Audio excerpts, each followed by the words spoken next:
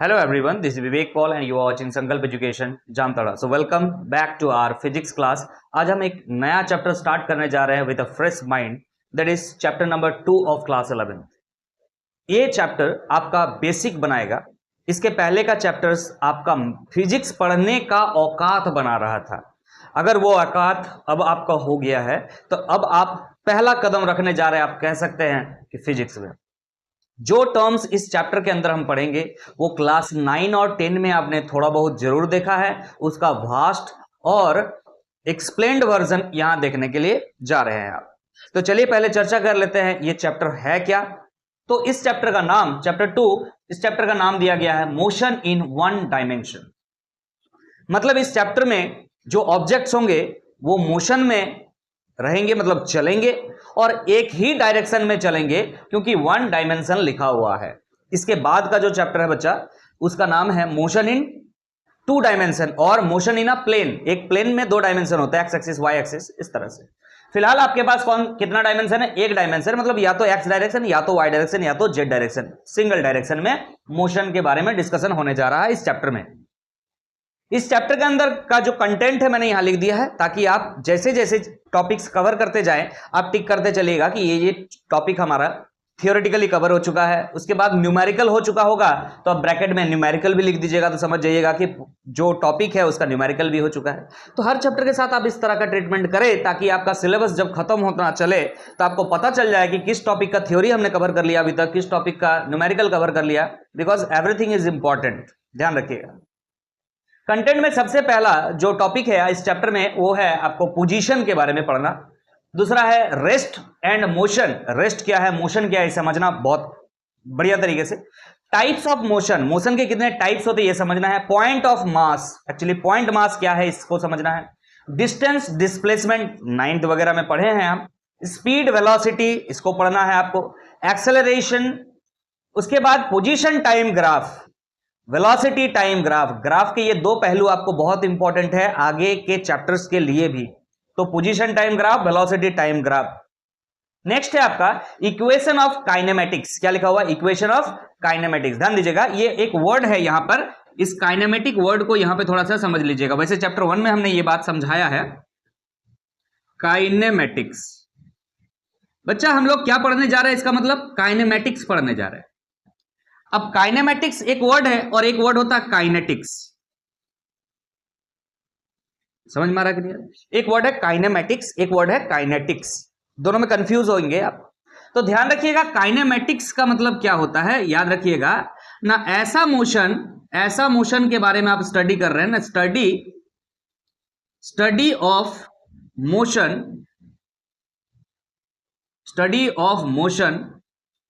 Of any object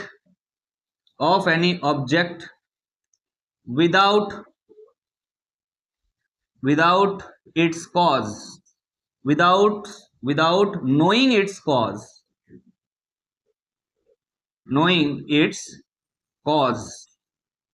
क्या समझ पा रहे हैं? अगर कोई ऑब्जेक्ट मोशन कर रहा है तो उस ऑब्जेक्ट का मोशन के पीछे कोई कारण होगा, बिना कारण का तो मोशन नहीं हो सकता। लेकिन वो कारण क्या है उसके बारे में ध्यान नहीं देते हुए अगर आप उस मोशन को स्टडी कर रहे हैं तो आप क्या पढ़ रहे हैं? काइनेमेटिक्स पढ़ रहे हैं, जो कि इस चैप्टर में दिखेगा आपको। आपको सिर्फ मोशन देखना है, आपको ये नहीं देखना कि मोशन कैसे आया, जो कि आप देखेंगे आगे जाके काइनेटिक्स में। समझ में आ रहा कि नहीं आ रहा? वो आप काइनेटिक्स में जाएंगे तब आप देखेंगे। इसके बाद के चैप्टर्स जब आएंगे, फोर्स, ये सब के बारे में, न्यूटन्स लॉ ऑफ मोशन जो कि 4th चैप्टर है आपका, वहां से हम काइनेटिक्स स्टार्ट करेंगे। सेकेंड चैप्टर ये है। 3rd चैप्टर में भी हम सिर्फ काइनेमेटिक्स ही देखेंगे, सिर्फ मोशन देखेंगे, उसके पीछे का कारण नहीं देखेंगे। तो आई होप ये वर्ड क्लियर हो गया होगा। तो ये 10th जो टॉपिक है, 10th number topic, equation of kinematics देखने वाले। आपने इक्वेशन ऑफ काइनेमेटिक्स पढ़ा होगा क्लास 9th में। v = u + at, s = ut + half-a² वही सब चीजें हैं, लेकिन थोड़ा ब्रॉडली हम देखेंगे। 11th टॉपिक है, सॉरी 10th टॉपिक हो गया। 11th नंबर टॉपिक आप लिख लीजिएगा, ये मिसलेनियस टॉपिक है। बोलने का मतलब मेन जो मेजर टॉपिक है ये सब है। लेकिन एक टॉपिक इंपॉर्टेंट यहां पे है नेक्स्ट चैप्टर के लिए, जो कि इसी में हम कवर करेंगे ना, मोशन अंडर ग्रेविटी। इस चीज को भी लिख लीजिएगा ना, मोशन अंडर ग्रेविटी, ये टॉपिक कवर करेंगे। एक और टॉपिक यहीं पे हम कवर करेंगे। हमने यहां पे बात किया एक्सेलरेशन, ये एक्सेलरेशन के बारे में तो आप यहां पढ़ लोगे। फिर इक्वेशन ऑफ काइनेमेटिक्स जब बनाएंगे तो एक्सेलरेशन का यूज आप करोगे, लेकिन हर जगह एक्सेलरेशन कांस्टेंट होगा। लेकिन हम कह रहे हैं कांस्टेंट एक्सेलरेशन का वाला कहानी तो आप पढ़ोगे ही, साथ में वेरिएबल एक्सेलरेशन के बारे में भी जानकारी होना चाहिए, जो कि आपका नेक्स्ट चैप्टर में यूज होगा। तो बहुत ज्यादा डिटेल में यहां नहीं, लेकिन ओवरव्यू यहां लेकर के हम चलेंगे। तो इस टॉपिक को भी, इस चीज को लिख लीजिएगा कि motion with variable acceleration, motion with variable acceleration. ठीक, मैंने वेरिएबल एक्सेलरेशन बदलते हुए भी हम मोशंस को देखेंगे। इसके पहले तक जितना भी मोशन देखेंगे ना, सब में एक्सेलरेशन कांस्टेंट होगा, और लास्ट में जाकर के एक्सेलरेशन को हम चेंज करेंगे, वेरी करेंगे, तब भी उसका मोशन देखेंगे। तो ये रहा चैप्टर का स्टार्टिंग कंटेंट्स, क्या क्या पढ़ेंगे हम। तो चलिए स्टार्ट करते हैं हमारा पहला topic, that is position. Position को अच्छा से समझना जरूरी है, ताकि आप आगे कोई ऑब्जेक्ट मोशन में है कि नहीं यही पता कर सके। क्लियर है कि नहीं, ध्यान दीजिएगा। तो चलिए अब समझ लेते हैं आज का हमारा पहला टॉपिक, दैट इज पोजीशन। बिना पोजीशन को समझे कोई ऑब्जेक्ट मोशन में है कि रेस्ट में है, यह समझना ही मुश्किल है। पोजीशन एक बहुत इंपॉर्टेंट टर्म है इस टॉपिक को पढ़ने के लिए, इस चैप्टर को पढ़ने के लिए। तो पहला टॉपिक पोजीशन। पोजीशन का मतलब क्या होता है समझिएगा। Any object is situated at point O. हमने एक सिनेरियो लिया है आपको इस चीज को समझाने के लिए, पोजीशन को समझाने के लिए। मान लेते हैं, चलिए आपके पास ये एक ड्राइंग है, आपको अगर नहीं समझ में आ रहा तो मैं इस ड्राइंग को फिर से बनाता हूं आपके सामने, ध्यान दीजिएगा। मैं इस ड्राइंग को आपके सामने फिर से बनाता हूं। ये लीजिएगा, एक प्लेन हमने बनाया। हम यहां लिख रहे हैं any object is situated at point O. एक ऑब्जेक्ट है, मान लीजिए यहां पर, और इस पॉइंट का नाम क्या है, ओ पॉइंट। क्लियर है कि नहीं। कोई ऑब्जेक्ट है, कोई ऑब्जेक्ट है। इस ऑब्जेक्ट को थोड़ा सा रेड कलर से बना देते हैं, समझ में आ रहा है। ये ऑब्जेक्ट है आपका। Okay, and 3 observers from 3 different places are looking for the same object. एक सुंदर कन्या यहां पर है, और इधर एक बंदा है, इधर एक बंदा है, और इधर एक बंदा है। 3 डिफरेंट डायरेक्शंस। ये जो प्लेन आपको दिख रहा है भाई साहब, ये प्लेन किस तरह से आपको समझ में आना चाहिए। ये प्लेन जो आपको दिख रहा है एग्जैक्टली ऐसा नहीं है। ये प्लेन कैसा है, ऐसा है। समझ में आ रहा कि नहीं आ रहा, ऐसा प्लेन है, और बीच में सुंदर कन्या है। काला रंग है, सुंदर कन्या है बीच में, और इधर से एक बंदा देख रहा है, इसको ऑब्जर्व कर रहा है। ऑब्जर्वर किसको बोलेंगे, जो देख रहा है। इधर एक बंदा है और इधर एक बंदा है। क्लियर है कि नहीं। तो इस चीज को समझने का कोशिश कीजिएगा, बहुत इंपॉर्टेंट चीज चल रहा है। तो यहां पर एक बंदा है जिसका नाम ए है, यहां पर एक बंदा है जिसका नाम बी है, यहां पर एक बंदा है जिसका नाम सी है। मान लेते हैं ए बंदा से ये जो सुंदर कन्या है वो 3 मीटर के डिस्टेंस पे है, और बी बंदा से कितना डिस्टेंस पे है, 4 मीटर के डिस्टेंस पे है, और सी बंदा से 5 मीटर के डिस्टेंस पे है। ठीक है, लेकिन all 3 are looking that beautiful girl from 3 different sides. समझ में आ रहा है। मान के चलो हम सुंदर कन्या है तो हमारा इधर से कोई मुझे देख रहा है, हमारा इधर से कोई मुझे देख रहा है, और हमारा पीछे से कोई मुझे देख रहा है। समझे कि नहीं समझे। सामने आप लोग हैं, तो अब समझिएगा आगे ध्यान से। देन ऑल 3 ऑब्जर्वर्स, तो ये तीनों ऑब्जर्वर्स, ये जो तीनों बंदे हैं, will have different observations about the position of point O. इस पॉइंट ओ के बारे में ये तीनों ऑब्जर्वर्स का अलग अलग ऑब्जर्वेशंस होगा, तीनों का अलग अलग स्टेटमेंट होगा, कहना होगा इसके बारे में, इस जगह के बारे में, इस सुंदर कन्या के बारे में। And no one will be wrong, और इनमें से कोई भी रॉन्ग नहीं होगा, क्योंकि सब अपना अपना ऑब्जर्वेशंस बोलेगा। और ऑब्वियसली इसका जो ऑब्जर्वेशन होगा, इसका ऑब्जर्वेशन वो नहीं होगा, क्योंकि ये अलग एंगल से देख रहा है, ये अलग एंगल से देख रहा है, ये अलग एंगल से देख रहा है। Angle of watching is different, angle of observing is different. मतलब पोजीशन अगर आपको पता करना है तो आपको ऑब्जर्वेशन इंपॉर्टेंट है कि ऑब्जर्वर को आप कहां रखे हैं। समझ में आ रहा कि नहीं आ रहा? आप किसी ऑब्जेक्ट को कहां से देख रहे हैं ये इंपॉर्टेंट है। क्लियर है कि नहीं है? पोजीशन बताने के लिए ये इंपॉर्टेंट है कि आप उस ऑब्जेक्ट को कहां से देख रहे हैं। आपका पोजीशन भी साथ में इंपॉर्टेंट है। मतलब ऑब्जर्वर जो उसको ऑब्जर्व करेगा, देखेगा, बताएगा कि यहां से 5 मीटर दूर है, तो कहां से 5 मीटर दूर है, यहां से हम कह रहे हैं, मतलब अपने आप को हम ऑब्जर्वर मान के चल रहे हैं। तो ये 3 ऑब्जर्वर्स हैं। इन 3 ऑब्जर्वर्स का जो ऑब्जर्वेशन है हमने यहां लिखा है, ध्यान दीजिएगा। Observer A says, observer B says, observer C says. ये तीनों अलग अलग स्टेटमेंट्स कहेगा। थोड़ा सा डायरेक्शन का ज्ञान होना चाहिए आपको। तो मैं बता दूं आपको कि ये जो डायरेक्शन है, इस तरह से जब लिखते हैं तो इधर को हम क्या कहते हैं, ईस्ट डायरेक्शन, इधर को वेस्ट डायरेक्शन। ये हो गया ईस्ट वेस्ट। अरे समझ में आ रहा है कि नहीं? हम ऐसे खड़े हैं तो ये क्या हो गया, ईस्ट डायरेक्शन, ये क्या हो गया, वेस्ट डायरेक्शन। क्लियर है कि नहीं? समझ में आ रहा? पीछे हमारा क्या हो जाएगा, नॉर्थ, और ये सामने तरफ साउथ। तो हम यहां पे भले ऐसा लिख दे रहे हैं तो आपको लगेगा कि सर ऊपर की तरफ आपने लिखा, हमने ऊपर नहीं लिखा है। समझ में आ रहा क्या बोल रहे हैं? अंदर की तरफ का बात हो रहा है। This is east west, this is north and this is south. Getting my point? समझ में आ रहा? सुनिएगा ध्यान से। तो ए का क्या कहना है? ए का कहना है point O is 3 metre away in west direction. A कह रहा है कि ओ पॉइंट जो है मेरे से कितना मीटर डिस्टेंस पे है, 3 मीटर डिस्टेंस पे है, और किस डायरेक्शन में है, इधर है। इधर क्या है, वेस्ट है। समझ में आ रहा कि नहीं आ रहा? सेम लड़की के बारे में, सुंदर कन्या के बारे में बी का क्या कहना है, point O is 4 metre away. बी से ये जो ओ है कितना मीटर डिस्टेंस पे है, समझ में आ रहा? 4 मीटर डिस्टेंस में। किस डायरेक्शन में है, तो अब देखिए ये बंदा यहां पर है, सुंदर कन्या यहां पर है, 4 मीटर डिस्टेंस पे। और डायरेक्शन क्या, सामने की तरफ डायरेक्शन क्या होता है, दिख रहा है, south direction, south direction. Clear है कि नहीं? समझ में आ रहा है? और सी का क्या ऑब्जर्वेशन होगा, सी ओ के बारे में क्या कहेगा ना, point O is 5 metre away in, किस डायरेक्शन में, 5 मीटर अवे है, और किस डायरेक्शन में, उस डायरेक्शन में। उस डायरेक्शन मतलब क्या है, ईस्ट है, ईस्ट डायरेक्शन। बोले क्लियर है कि नहीं? तीनों का ऑब्जर्वेशन यहां पर लिखा हुआ है और तीनों अलग अलग है। यस और नो? क्या तीनों में से कोई रॉन्ग है? नहीं, क्योंकि ऑब्जर्वेशन पॉइंट्स अलग अलग हैं। तो तीनों ने इस पॉइंट ओ के बारे में एकदम अपने हिसाब से सही कहा है। क्लियर है कि नहीं है? What we are discussing about? We are discussing about the position of this beautiful girl. तो ऑब्जर्वर कहां कहां है ये फैक्टर है। बिना ऑब्जर्वर के पोजीशन का, एक्चुअली ऑब्जर्वर कहां से उस पोजीशन को देखना चाहता है ये इंपॉर्टेंट है। समझ में आ रहा कि नहीं आ रहा? तो यहां आप क्या समझ पा रहे हैं पोजीशन के बारे में? तो हमने ये बात समझा कि अगर ये ऑब्जर्वर है तो इस ऑब्जर्वर से ये पोजीशन कितना दूर है और किस डायरेक्शन में, ये दो चीजें इंपॉर्टेंट है। तो हमने ये बात लिखा है, यहां पे ध्यान दीजिएगा।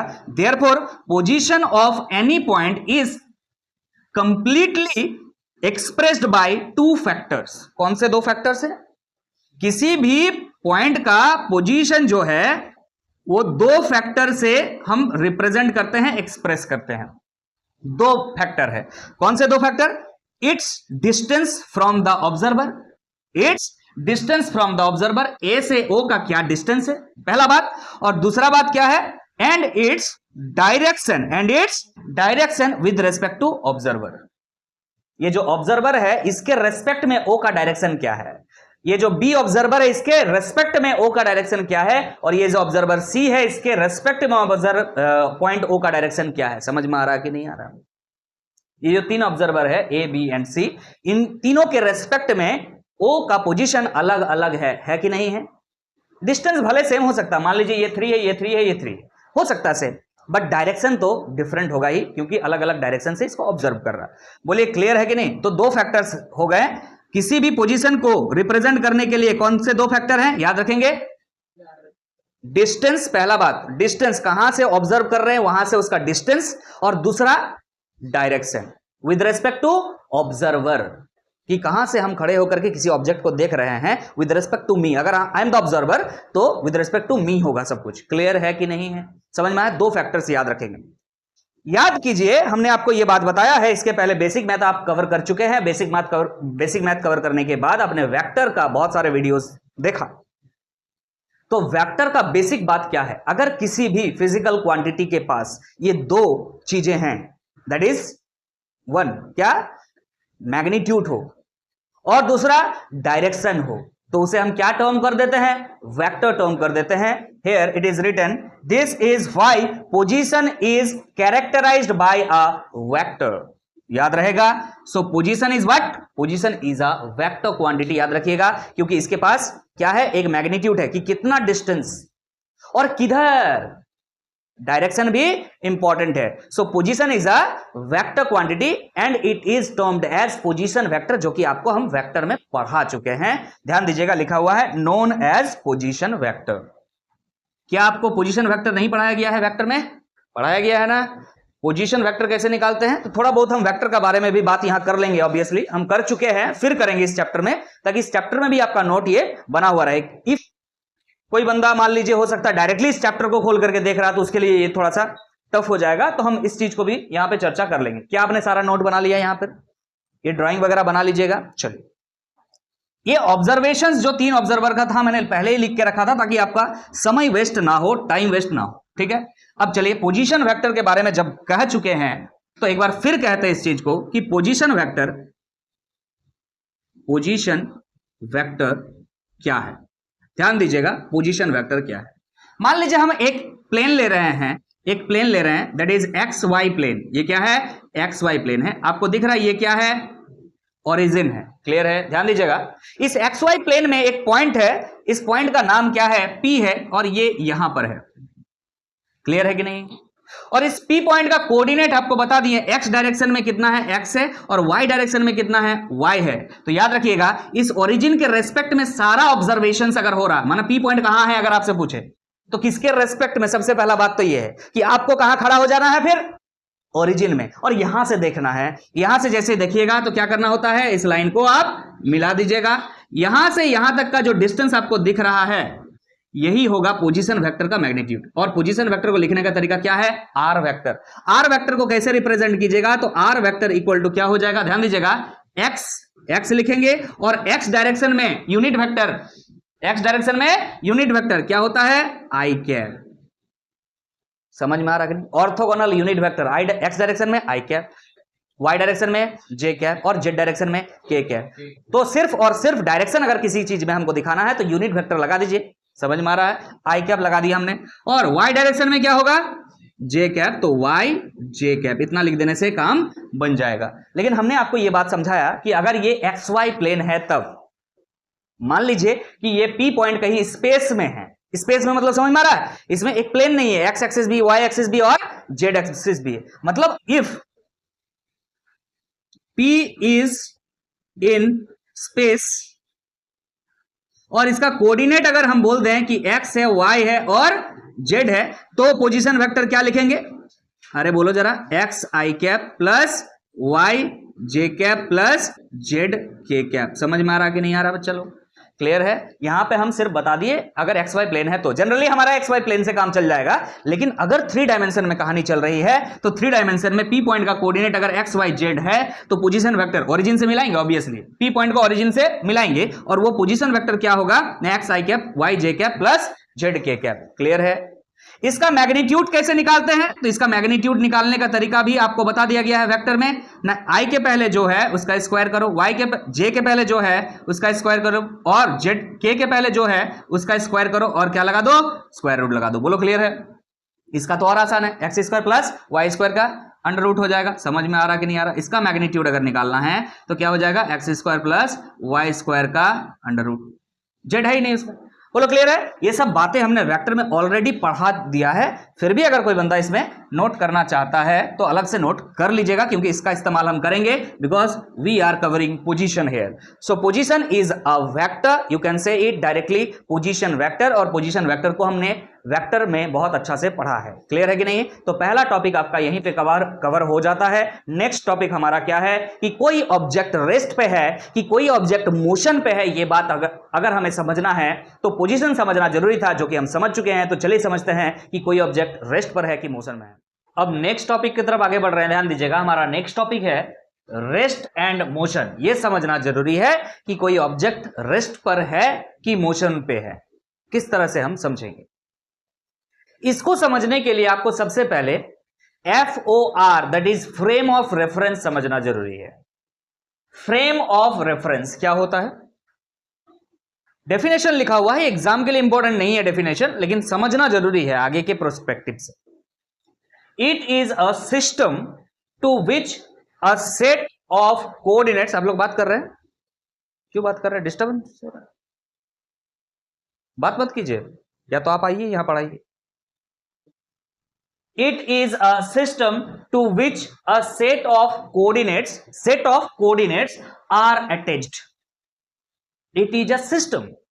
ये एक सिस्टम है जिसमें क्या होता है, to which a set of coordinates. Set of coordinates का मतलब, कोऑर्डिनेट समझ में आ रहा है, x y and Z.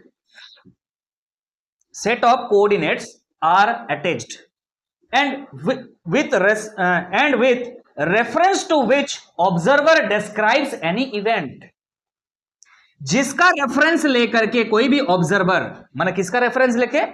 Frame of reference का रेफरेंस लेके कोई भी ऑब्जर्वर यह बता सकता है किसी इवेंट के बारे में। कोई भी इवेंट हो रहा है, कोई भी इवेंट हो रहा है, उसके बारे में डिस्क्राइब कर सकता है कौन? ऑब्जर्वर। किसका रेफरेंस लेके बताया जाता है? हमेशा फ्रेम ऑफ रेफरेंस के हिसाब से बताया जाता है। अब आपके सामने सिचुएशन रखेंगे तब आप ज्यादा बेटर समझ पाएंगे कि what is frame of reference. चलिए समझते हैं, ध्यान दीजिए। इधर आपस में बात मत किया कीजिए, है कि नहीं? गलत बात है। मान के चलिए एक सिचुएशन हम दे रहे हैं आपको। एक प्लेटफॉर्म है, समझते हैं? प्लेटफॉर्म स्टेशन है मान के चलिए, ठीक है? ये रहा स्टेशन, जहां पर एक आदमी, भोला भाला आदमी खड़ा है, ठीक? यह है पटरी। पटरी समझते हैं? क्या बोलते हैं इसको? इसको बोलते हैं रेल। यह है रेल, ठीक है? पटरी जिस पे ट्रेन चलती है। अभी कोई ट्रेन है? ट्रेन नहीं है, लेकिन इस प्लेटफॉर्म के पीछे एक पेड़ है, ठीक है? अरे समझ में आ रहा है कि नहीं? एक पेड़ है। ये आदमी का नाम ए है और इस पेड़ का नाम टी है। Tree for T, T for tree, okay? इस प्लेटफॉर्म को हम कह दे रहे हैं पी है, ओके? समझ में आ रहा कि नहीं आ रहा? नहीं, ट्री को नाम हम कुछ और दे देते हैं, क्योंकि ट्रेन भी तो, अच्छा चलो ट्री दे देते हैं। और एक काम करते हैं, जो ट्रेन आएगा यहाँ पे, अभी ट्रेन चल नहीं रहा, ठीक है? अभी यहाँ पे एक ट्रेन बनाने जा रहे हैं हम। कैसे बनाए, कैसे बनाए? अरे एक ट्रेन है, बना देते हैं। ये रहा एक बॉगी, यहाँ कनेक्टेड है एक और बॉगी, यहाँ कनेक्टेड है एक और बॉगी। अरे ढेर सारा बॉगी होगा इसका। अरे ऊपर से तुम देख रहे हो ना यार, इंजन है, ठीक है? ये मान के चलो क्या है, ये हमारा रेल है। क्या है? रेल। और ये ट्रेन को हम नाम दे देते हैं आर। क्या नाम दे देते हैं? आर। सबका नाम अलग अलग देना पड़ेगा समझने के लिए। सिनेरियो क्लियर है? सुनिएगा ध्यान से। ए, माने वो जो आदमी है उसका नाम दिया हमने ए। ए पी पर रुका हुआ है, बैठा है या खड़ा है, कोई दिक्कत नहीं है। ये ए इस ट्री के बारे में क्या ख्याल रखता है कि ये चल रहा है कि रुका हुआ? अभी नाउ रुका हुआ, किस हिसाब से तुम कह रहे हो? ये देख रहे हो कि तुम भी रुके हुए हो। ये तुम रुके हुए हो, इसलिए ट्री भी तुम्हें कैसा दिख रहा है? रुका हुआ दिख रहा है। ये ध्यान से देखो, अगर हम ऐसे रुके हुए हैं और इस बोर्ड को देख रहे हैं तो लग रहा है बोर्ड भी रुका हुआ है, because we both are connected with this अर्थ।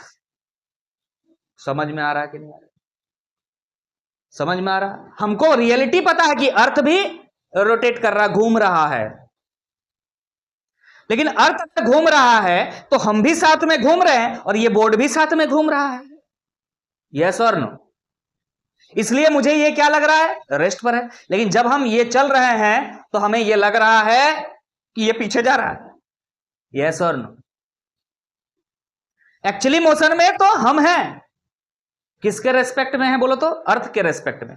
अर्थ अगर रेस्ट पे माना जाए तो हम उसके हिसाब से चल रहे हैं, लेकिन हम इसको देख करके क्या कह रहे हैं कि ये पीछे जा रहा है। आप ऑब्जर्व किए होंगे कई बार जब बस ट्रेन वगैरह में बैठते हैं आप, तो आपको लगता है कि हम तो बैठले हैं भाई, अचानक जब नींद खुलता है तो बाहर देखते, अरे बेटा पेड़ चल रहा पीछे की तरफ। समझ में आ रहा कि नहीं आ रहा? क्या उस वक्त पेड़ चल रहा होता है? क्या आप उस वक्त चल रहे होते हैं? नहीं। पेड़ चल रहा होता है? नहीं चल रहा होता। क्या आप चल रहे होते हैं? नहीं। फिर क्या चल रहा होता है? ट्रेन या बस जिस पर आप बैठे या सोए हुए हैं वो चल रहा होता है।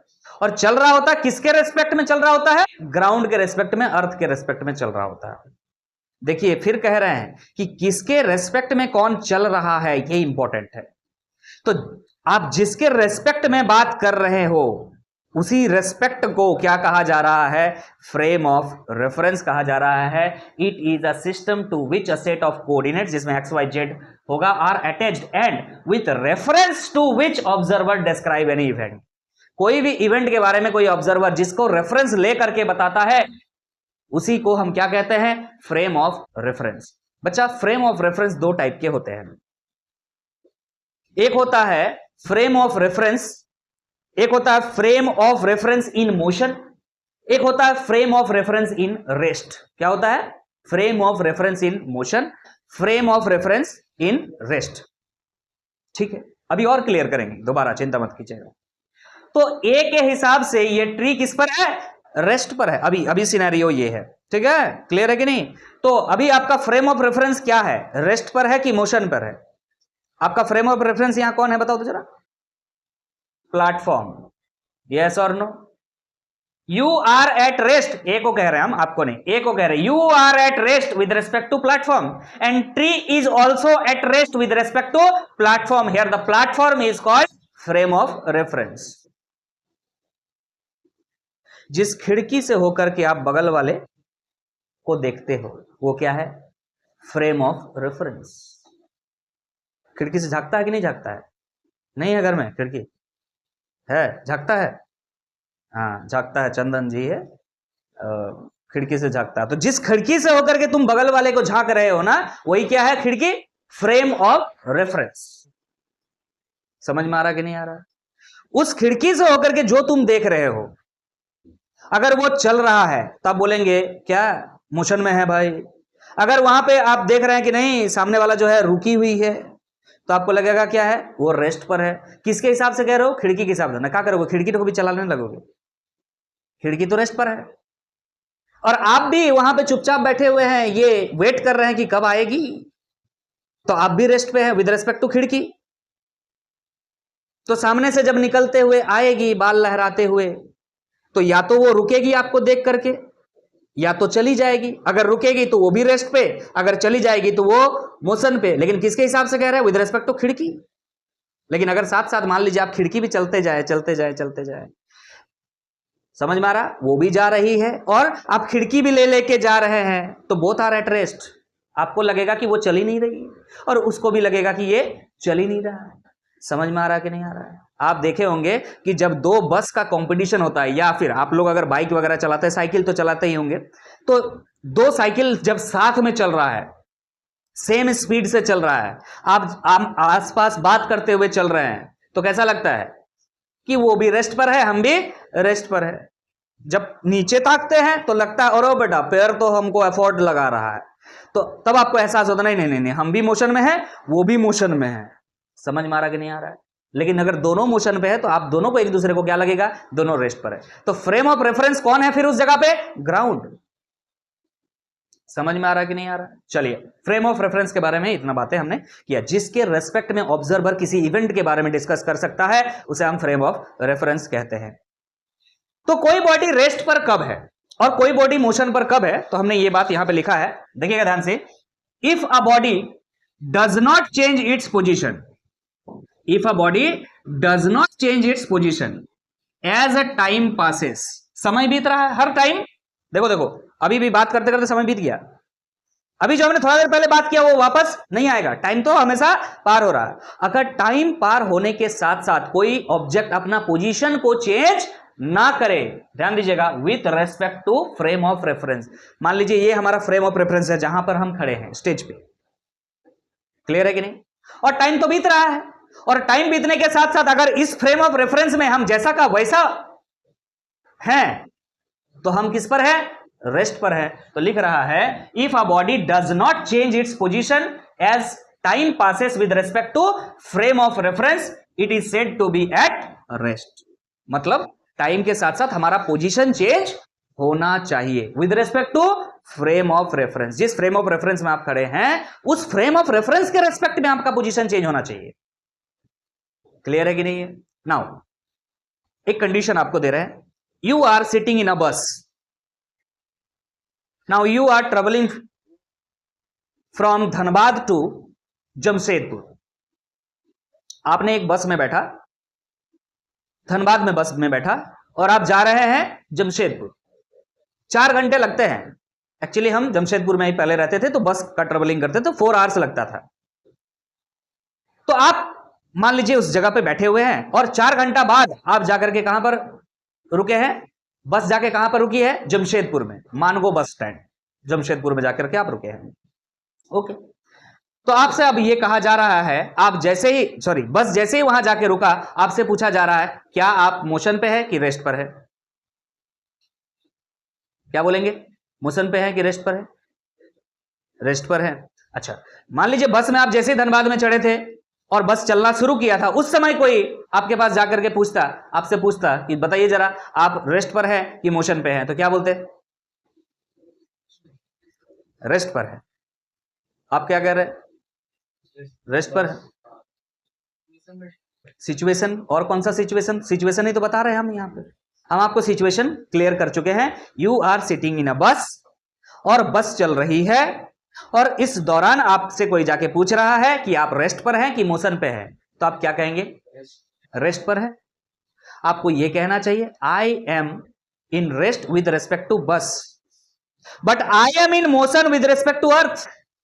अरे धनबाद से तुम जमशेदपुर कैसे चला गया अगर तू रेस्ट पे था, तो 4 घंटा बाद तो तू धनबाद में नहीं है, कहां पर है, जमशेदपुर में। You have changed your position with respect to time, time के साथ साथ आपने अपना पोजीशन को बदल दिया है, लेकिन विद रेस्पेक्ट टू बस नहीं बदला था, विद रेस्पेक्ट टू अर्थ बदला है। समझ में आ रहा है। आपको अगर पूछा जाए कि बस के रेस्पेक्ट में बताओ तो आप बोलेंगे हम रेस्ट पर है क्योंकि बस में तो हम बैठे हैं, लेकिन अगर अर्थ के रेस्पेक्ट में पूछा जाए तो आप क्या है, मोशन में है क्योंकि बस आपको लेके चल रही है, you are in motion with respect to earth. तो फ्रेम ऑफ रेफरेंस समझ में आया यहां पे, एक बार हम फ्रेम ऑफ रेफरेंस किसको ले रहे थे, बस को, और एक बार फ्रेम ऑफ रेफरेंस किसको ले रहे थे, अर्थ को। समझ में आ रहा है। तो रेस्ट क्या होगा, समझ में आया कि अगर हम फ्रेम ऑफ रेफरेंस के हिसाब से अपना पोजीशन को ना बदले, जैसे बस में, बस हमारा अगर फ्रेम ऑफ रेफरेंस था तो हम किस पर थे, रेस्ट पर थे, और अगर अर्थ हमारा फ्रेम ऑफ रेफरेंस है तो हम किस पर थे, मोशन में थे। क्लियर है, क्लियर है। चलिए आगे बात करते हैं। If a body change its position, अगर बॉडी अपना पोजीशन को क्या कर ले, चेंज कर ले, change its position as time passes, time बदलते बदलते अपना पोजीशन को भी बदल दे with respect to frame of reference, shortcut में FOR लिखते हैं, is said to be in motion. तो क्या डेफिनेशन क्लियर हो चुका है रेस्ट और मोशन का, what is rest, what is motion, कि कोई ऑब्जेक्ट जब अपना पोजीशन टाइम पास होने के साथ साथ नहीं बदलता है with respect to frame of reference तो वो रेस्ट पर होता है, और अगर वो अपना पोजीशन फ्रेम ऑफ रेफरेंस के साथ टाइम पास होते होते फ्रेम ऑफ रेफरेंस के रेस्पेक्ट में बदल लेता है तो वो किस पर होता है, मोशन पर होता है। क्लियर है कि नहीं। चलिए वापस आते हैं उसी एग्जांपल पे, हमने यहां लिखा है, ध्यान दीजिएगा, a passenger standing on platform observes that tree on platform is at rest, yes और नो।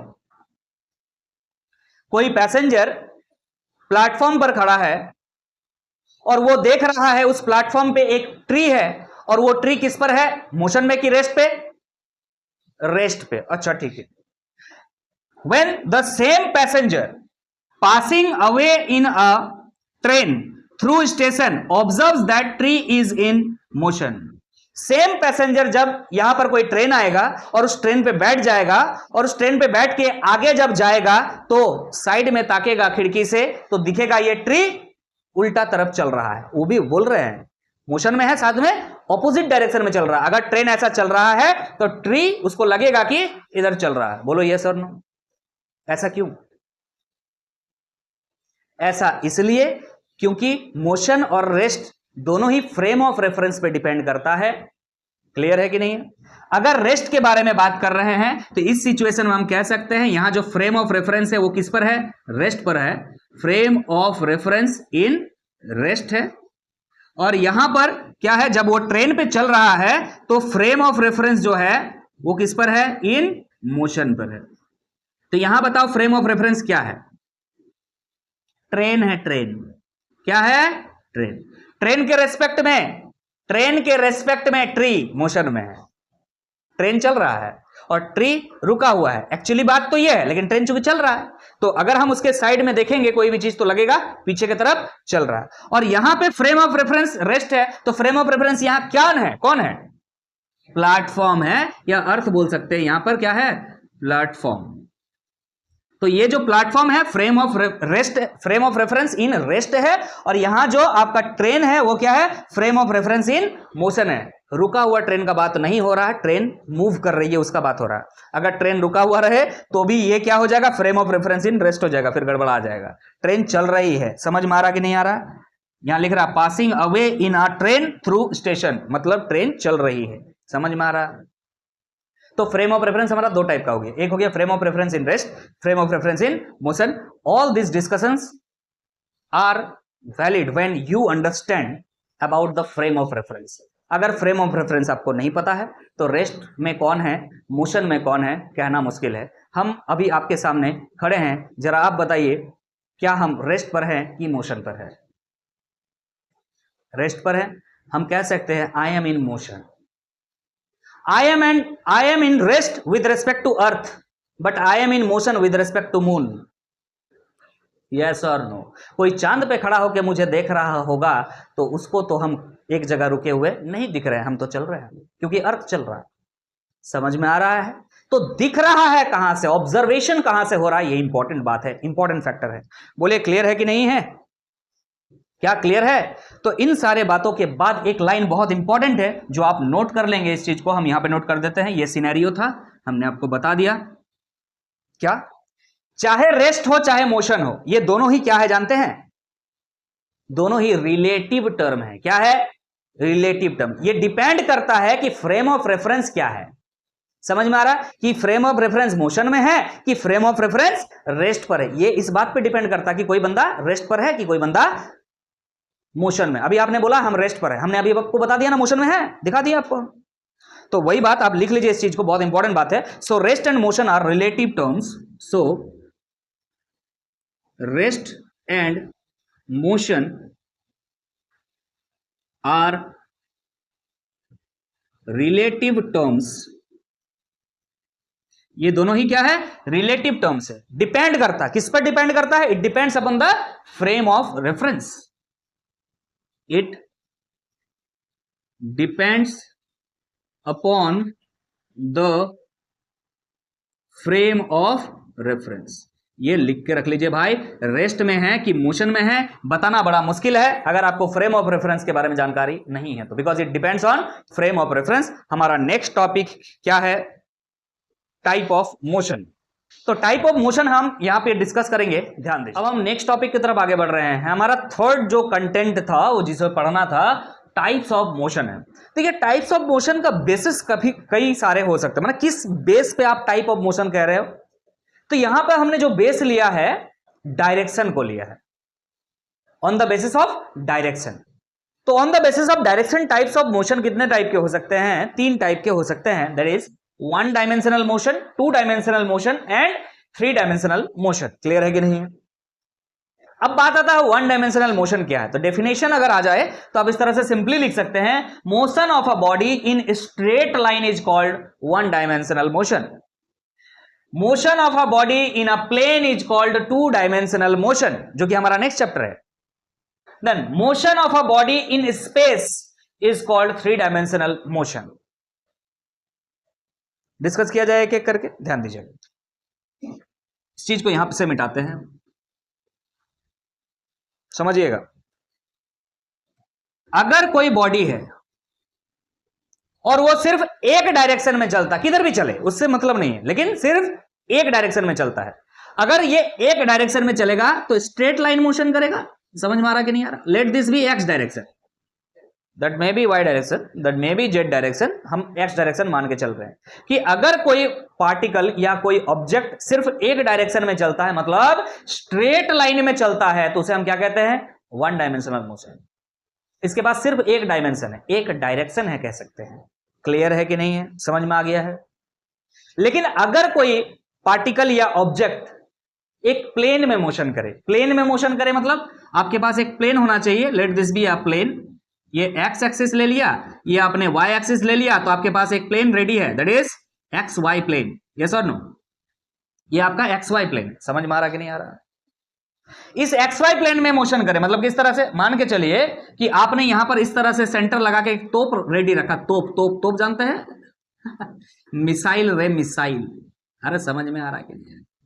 मिसाइल लगा दिया ऐसे है, और ये मिसाइल को फायर जैसे ही किया, तो जैसे ही फायर करोगे वो इस तरह से रास्ता में चलता हुआ यहां पर आके पहुंचेगा। तो ध्यान दो, दो डायरेक्शन में मोशन हो रहा है। एक तो आप देख रहे हैं धीरे धीरे ये ऊपर जा रहा है मतलब वाई डायरेक्शन, और आगे भी बढ़ रहा है मतलब एक्स डायरेक्शन। मतलब एक साथ दो चीजें बदल रही है। क्या क्या बदल रहा है? एक्स का वैल्यू एंड वाई का वैल्यू। अगर आपसे यहां पे पूछे कोऑर्डिनेट बताओ जरा एक्स और वाई का, तो हो सकता है यहां पर वैल्यू एक्स का x1 है और यहां पर हो सकता है वैल्यू y का y1 है। लेकिन अगर जैसे ही आपको यहां पूछा जाएगा तो आप क्या बोलेंगे? यहां पर वैल्यू x का x2 है और y का वैल्यू यहां पर कुछ और हो चुका होगा, लेट दिस बी y2 है। तो दोनों कोऑर्डिनेट बदल चुका है। तो यहां पे कौन सा मोशन हो रहा है? दो डायरेक्शन में। आपको दिख नहीं रहा? दो डायरेक्शन x एंड y। तो यहां कह रहा है एक प्लेन में अगर मोशन हो, बढ़िया बस बात है, नॉर्मल बात है, एक ही बात है। एक प्लेन में दो एक्सिस होते हैं, दो डायरेक्शन होते हैं, x एंड y। जरूर नहीं x एंड y, हो सकता है y एंड z, हो सकता है x एंड z, कोई भी दो, समझ में आ रहा है, एक्सिस होना चाहिए। तो जब मोशन क्या होता है, किसी प्लेन में होता है, तो उसे हम क्या कहते हैं? टू डायमेंशनल मोशन कहते हैं, जैसे कि डेफिनेशन में पहले कर चुके हैं। अब ये कह रहा है कि अगर मोशन किस पे हो? स्पेस में हो। स्पेस में मतलब किधर भी, कहीं भी, मतलब ऐसा चल रहा, फिर ऐसे चल रहा, फिर ऐसे चल रहा, फिर ऐसे चल रहा, फिर आगे चल रहा, फिर पीछे चल रहा, कहीं भी। मतलब इसमें कौन कितने डायरेक्शन होंगे? तीन डायरेक्शन, एक्स भी होंगे, वाई भी होंगे और जेड भी होंगे। ये स्पेस है, इस जगह में कहीं पे भी घूम रहा हो तो उसको हम क्या कहेंगे? स्पेस का मतलब समझ में आ रहा? तीनों एक्सिस कवर हो जाते हैं स्पेस में, तो उस मोशन को थ्री डायमेंशनल मोशन कहेंगे। क्लियर है? आगे बात करें, एक इंपॉर्टेंट बात जो यहां पे सबके लिए लिखा हुआ है, ध्यान दीजिएगा। When only one coordinate of the position of a body changes with time then it is said to be moving one dimensionally. बोल रहा है जब कोई ऑब्जेक्ट मोशन में है तो उसका पोजीशन बदल रहा होगा। मोशन में कब होता है? जब position with respect to time बदलता है। अभी थोड़ा देर पहले पढ़ा, अगर position with respect to time नहीं बदलेगा तो रेस्ट पे होगा। तो मोशन में कह रहे हैं तो पक्का पोजीशन बदल रहा है। अगर कह रहा है पोजीशन का सिर्फ एक कोऑर्डिनेट बदले, एक कोऑर्डिनेट मतलब या तो एक्स कोऑर्डिनेट या तो वाई कोऑर्डिनेट या तो जेड कोऑर्डिनेट खाली बदले, तो हमको क्या बोलना है आपको? कि ये जो मूव कर रहा है किस तरह से मूव कर रहा है? वन डायमेंशनली मूव कर रहा है, मतलब ये वन डायमेंशनल मोशन है। बोलिए क्लियर है कि नहीं? समझ में आ रहा है? एक कोऑर्डिनेट चेंज होगा। मान के चलिए यहां पे चलिए देखिएगा ध्यान से, यहां पे मान के चलिए x का वैल्यू 0 था और अब यहां आने के बाद x का वैल्यू क्या हो चुका है? 5 हो चुका है। तो x ही बदल रहा है ना, y कहां बदल रहा है यार? समझ में आ रहा है कि नहीं आ रहा है? सिर्फ एक कोऑर्डिनेट बदलना चाहिए, जरूरी नहीं x, हम ये एग्जांपल दे रहे हैं, x y भी हो सकता है, z भी हो सकता है। क्लियर है कि नहीं? क्लियर है? आगे बात करते हैं। एक एग्जांपल है, ध्यान दीजिएगा, यहां पे क्या लिख रहा है? Motion of car in straight road. अगर कोई स्ट्रेट रोड है और कार चल रहा है तो उसको भी हम क्या बोलेंगे? वन डायमेंशनल मोशन, कोई दिक्कत नहीं है।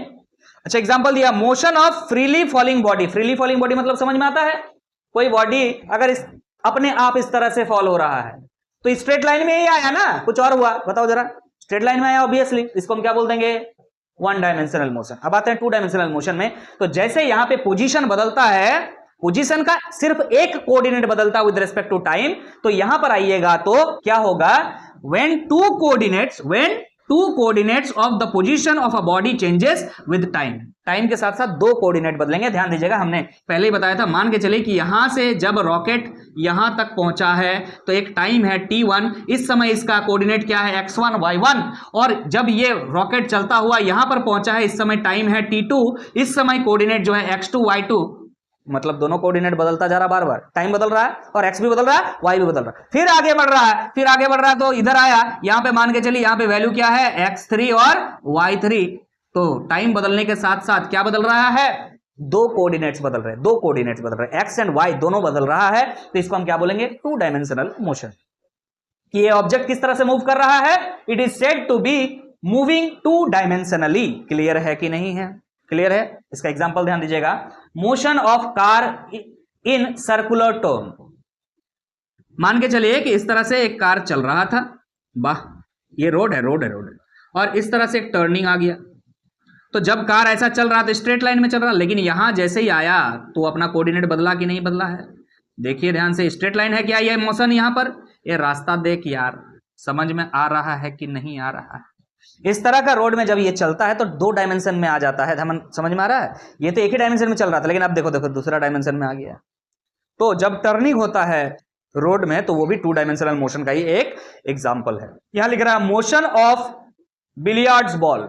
बिलियर्ड्स बॉल, टेबल में बहुत सारे बॉल रखे हुए हैं और ऐसे रख करके खेलते हैं कि नहीं खेलते हैं, तो वो बॉल क्या सीधा ही जाता है, कभी कभी सर ऐसा भी जाता है। मतलब यह है कि सीधा भी जा सकता है, ऐसे भी जा सकता है, ऐसे भी जा सकता है, किसी एक प्लेन में मूव करता है।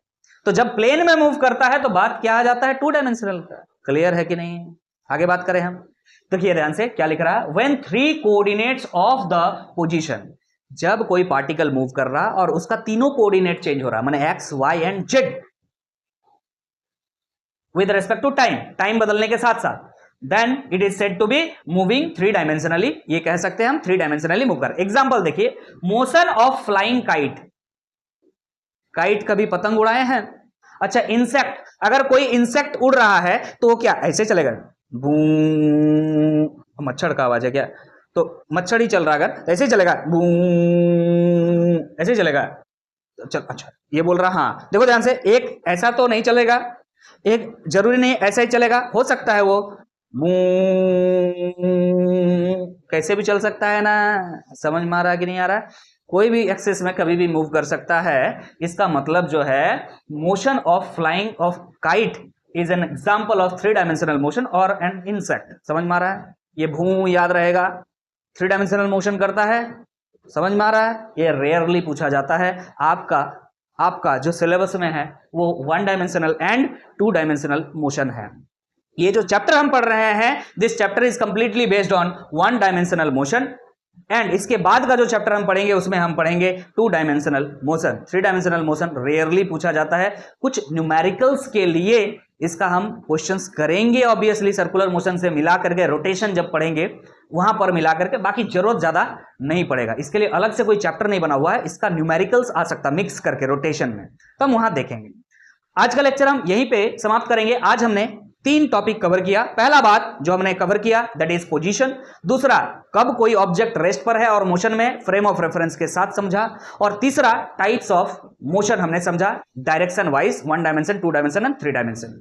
जो नेक्स्ट टॉपिक हमारा होगा, हम समझेंगे पॉइंट मास से स्टार्ट करेंगे कहानी, और डिस्टेंस, डिस्प्लेसमेंट वगैरह, और वेलोसिटी, स्पीड, ये सब चीज को लेकर के आएंगे। तो आज हमारा पहला वीडियो था इस चैप्टर का। अगर ये कंसेप्ट्स आपको अच्छे लगे हैं तो जरूर लाइक कर दीजिएगा, और चैनल पे अगर नए हैं तो चैनल को सब्सक्राइब कर लीजिएगा। Thank you so much.